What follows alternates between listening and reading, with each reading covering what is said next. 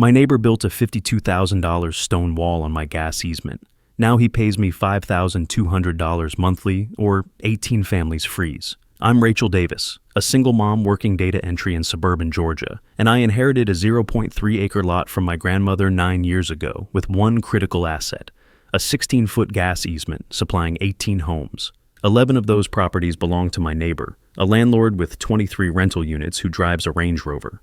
Last April, he built luxury townhouses next door, poured a concrete parking lot with 16 spaces over my easement, added a stone wall for $52,000, and blocked gas line access completely. 3 days later, his attorney sent a letter, sell for $35,000 or face bankruptcy. I pulled Grandma's deed and found perpetual easement rights recorded in 2003, then called the gas company. Their inspector wrote immediate safety hazard, potential leak undetectable, and gave my neighbor 72 hours to remove everything, or the state would red tag the entire line. I hired a surveyor for $850, then called local news saying a landlord was blocking emergency gas access while families with newborns and elderly lived on that line. They ran it that night, and by morning 3 of his tenants, 1 with a 6-week-old, 2 with seniors on oxygen, were calling attorneys.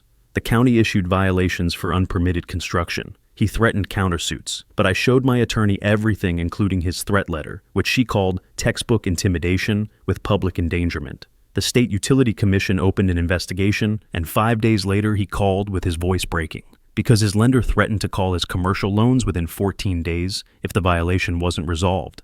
I gave him terms, $5,200 monthly for 15 years, because commercial parking means commercial rates. Miss one payment and I file a cutoff request with the gas company, which means they shut the main valve. All 11 rental units lose heat in winter. Tenants break leases under habitability laws. His insurance drops him for willful negligence, and his lender forecloses within 90 days. He went pale when I explained that part. He signed with shaking hands, and the contract included $52,000 removal costs, plus $12,600 from my attorney, $68,000 before his first payment. His properties now require easement dispute disclosure, so tenants demanded reductions costing him $3,800 monthly while I collect $62,400 yearly, $936,000 over 15 years from land.